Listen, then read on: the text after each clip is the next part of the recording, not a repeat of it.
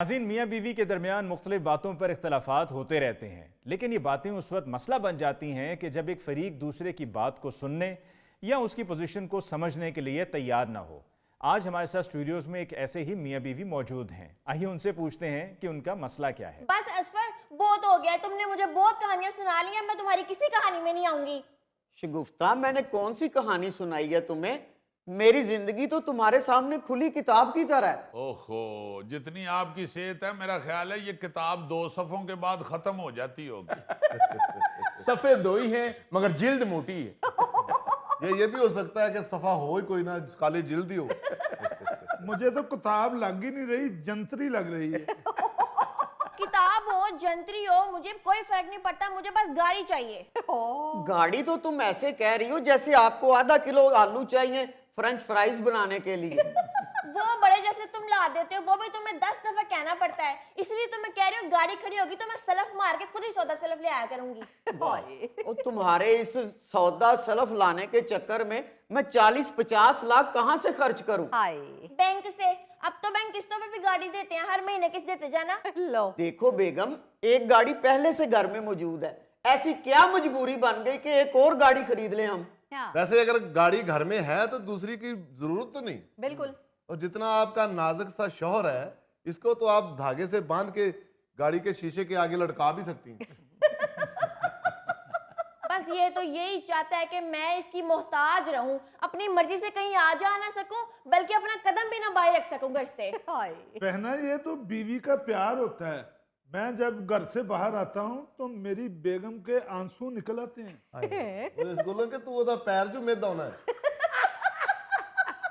ओहो, मेरे कहने का मतलब है कि अच्छी भली समझदार लड़की है, अपना अच्छा बुरा समझती है, क्यों लगाते हो उस पे पाबंदियां? वाह। और भाई साहब, कौन सी लगाइयां मैंने पाबंदियां?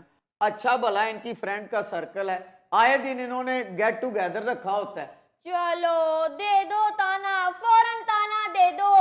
तुमने कभी चेक किया कि मैं उनके बीच में कितनी गरीब नहीं लगती हूँ? इतनी शान से वो अपनी गाड़ी से उतरती हैं और मुझे यहाँ तो इसके तल्ले करने पड़ते हैं या रिक्शा में खजल होना पड़ता है। हाय।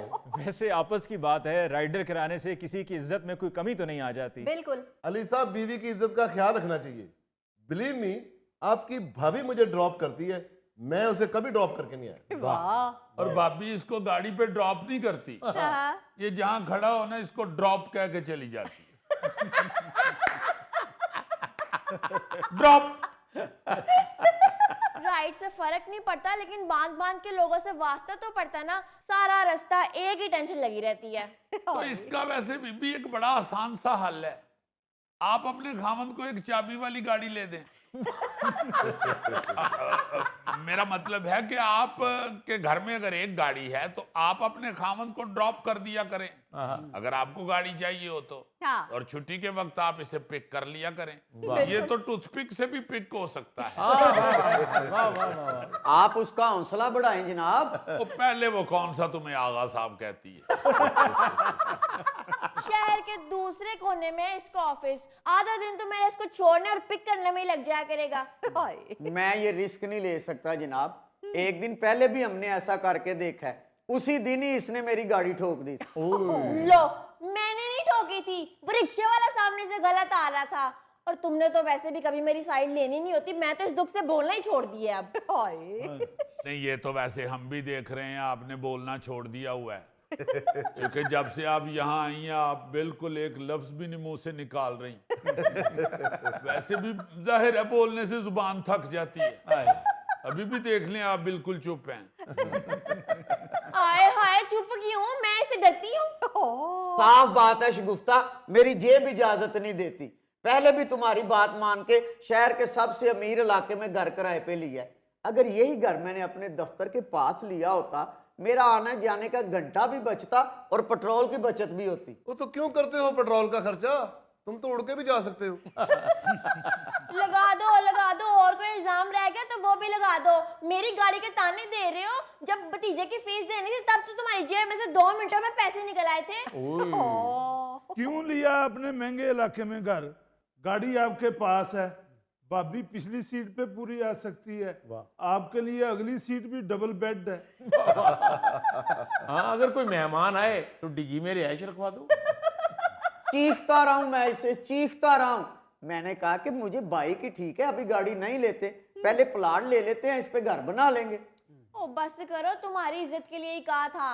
तो आप उसकी इज्जत का ख्याल करके चुप कर जाओ। उसके पास नहीं दूसरी गाड़ी के पैसे, वो क्या करे बेचारा। हाय। नहीं तो मैं इसकी इज्जत का ख्याल रखती हूँ, इसको मेरी इज्जत का कोई ख्याल नहीं रखना चाहिए। नहीं तो क्या आपकी इज्जत का ख्याल रखे, आपको आंटी कहना शुरू कर दे। ओ भाई साहब, सुलह नहीं करवानी ना करवाएं, मुझे घर में घुसने जोगा तो छोड़ दें। मेरा मतलब है कि इज्जत आपकी इसी में है कि आपके खामद की इज्जत है। अगर आपका खामद ऑफिस जा रहा है गाड़ी में, तो आपकी इज्जत है इसमें। और अगर आपको वो अभी गाड़ी नहीं लेके दे सकता, तो खुदा के लिए उसको थोड़ा मौका दे दे, वो मेहनत शेनत कर ले देगा जब उसके पास पैसे आएंगे। बिल्कुल। अभी तो वो बेचारे के मुंह बता रहा है कि उसके पास तीली वाली कुल्फी लेने के पैसे नहीं है। बहना, आप स्कूटी क्यों नहीं ले लेती? अब लड़कियां स्कूटी चलाती फिरती हैं। आप गाड़ी बेच दें, आप खुद भी स्कूटी पे ही आ जाया करें। बहुत अच्छे। गोगा स्कूटी ते बवे ते स्कूटी इंज फिस जाए जिवें बच्चे दे पैर थले आके बिस्कुट फिसदा है। गोगा स्कूटी ते बैठा हो तो दूरों लगना है जिमें शेर ने हिरन फड़िया है। इतना शौक है इसे हाई सोसाइटी में घुसने का। कमेटी सिर्फ इसने इसलिए डाली हुई है कि हर महीने किटी पार्टी में जा सके। ओ किटी मियाँ, वो भी तुम्हारे लिए ही डाली हुई है कि 4 पैसे इकट्ठे हो जाएंगे तुम्हारे लिए। बहुत अच्छे भाईजान, कमेटी तो सिर्फ एक दफा निकलती है ना, तो ये किटी पार्टी में जाने के लिए कमेटी से महंगा सूट हर महीने लेती है। ओ और क्या, घिसे पिटे कपड़े पहन के चली जाऊं, उसमें भी तुम्हारी बेइज्जती है। वैसे बीबी मैं माफी चाहता हूँ, ये कपड़ों से या गाड़ियों से इज्जत नहीं होती, इज्जत तो किरदार से होती है। बिल्कुल। और खातून का अच्छा किरदार तो ये है कि उसका खामद उससे खुश रहे। हाँ जी। तो भाई साहब, अगर खावन की बूथी रोने वाली हो तो उसमें औरत क्या करे? ले जी भाई जी, ਤੁਹਾਨੂੰ ਗੱਡੀ ਲੈ ਕੇ ਹੀ ਦੇਣੀ ਪੈਣੀ। ਇਹ ਜਿਹੜੀ ਤੁਹਾਡੀ ਬੂਥੀ ਤੱਕ ਪਹੁੰਚ ਗਏ ਨਾ ਭੈਣ ਹੋਰੀ, ਇਹ ਮੇਰਾ ਖਿਆਲ ਹੈ ਹੁਣ ਤੁਹਾਡੇ ਗਿਰੇਬਾਨ ਤੱਕ ਵੀ ਪਹੁੰਚਣਗੇ। अजीजी, इस हिसाब से मैं खुशकिस्मत हूँ, मेरी बीवी रूखी सूखी खा लेती है, बोलती नहीं। हाय। वाह, गूंगी से शादी की?